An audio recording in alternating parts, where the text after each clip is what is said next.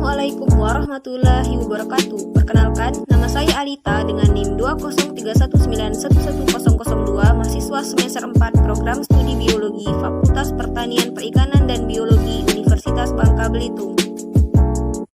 Video yang bertemakan perbedaan daya dukung antara lahan pasca tambang timah dan lahan tak terganggu dibuat untuk memenuhi salah satu tugas praktikum mata kuliah Ekologi Lahan Pasca Tambang yang diampu oleh Bapak Dr. Edi Nur Yahya MSc.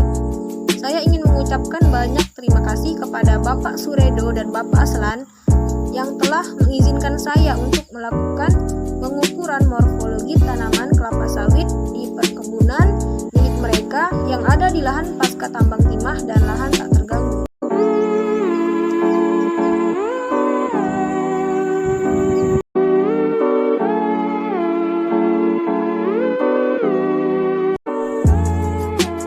Masing-masing kedua lahan terdapat 5 individu tanaman kelapa sawit yang diukur morfologinya, dan hasil pengukuran yang didapatkan di kedua lahan selanjutnya akan dibandingkan.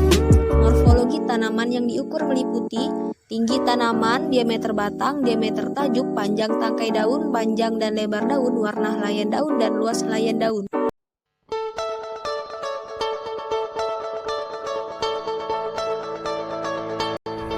Berdasarkan tabel 1 dapat diketahui bahwa rata-rata tinggi tanaman sawit di lahan non-tambang lebih besar dibandingkan tanaman sawit di lahan bekas tambang.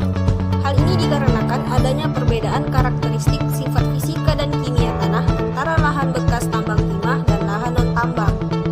Berdasarkan tabel 2 dapat diketahui bahwa rata-rata diameter batang tanaman sawit di lahan non-tambang lebih besar dibandingkan tanaman sawit di lahan bekas tambang. Hal ini dikarenakan pada lahan bekas tambang memiliki kandungan unsur hara makro N, P, dan K sangat rendah, sehingga menyebabkan rendahnya pertambahan diameter batang tanaman sawit.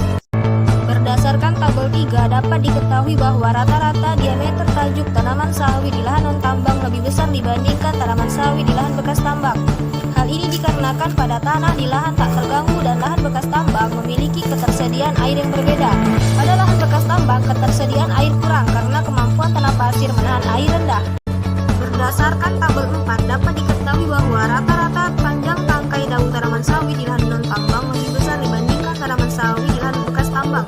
Hal ini dikarenakan faktor lingkungan pada lahan tak terganggu lebih mendukung pertumbuhan tanaman sawit, sedangkan pada lahan bekas tambang faktor lingkungan cenderung kurang mendukung.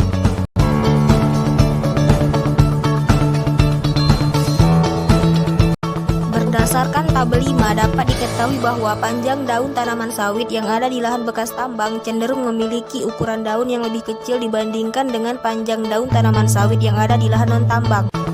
Berdasarkan tabel 6 dapat diketahui bahwa lebar daun tanaman sawit yang ada di lahan bekas tambang lebih besar dibandingkan dengan tanaman sawit di lahan non-tambang. Berdasarkan pengamatan terhadap tanaman sawit yang ada di lahan tak terganggu, dapat diketahui bahwa warna helaian daun secara keseluruhan berwarna hijau, di mana individu 1 hingga individu 5 memiliki helaian daun permukaan atas berwarna hijau tua dan hijau muda, sedangkan helaian daun permukaan bawah berwarna hijau muda dan hijau olive, baik daun yang terdapat di pelepah atas maupun pelepah bawah.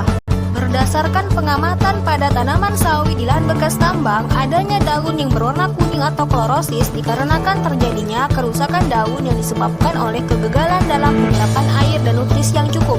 Selain itu, penutupan stomata berkontribusi langsung terhadap rendahnya akumulasi fotosintat pada kondisi tanah yang dominan pasir. Berdasarkan penghitungan terhadap luas daun tanaman kelapa sawit menunjukkan bahwa luas helaian daun tanaman sawit di lahan non-tambang lebih besar karena pada lahan ini tanaman sawit memiliki ketersediaan air serta unsur hara yang tinggi sehingga luas daun juga ikut besar.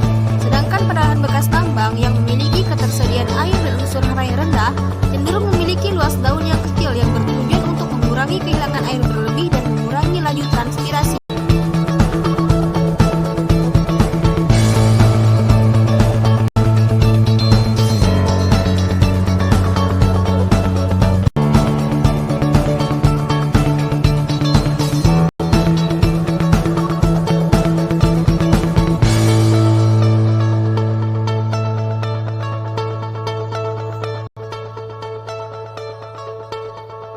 Sekian dan terima kasih.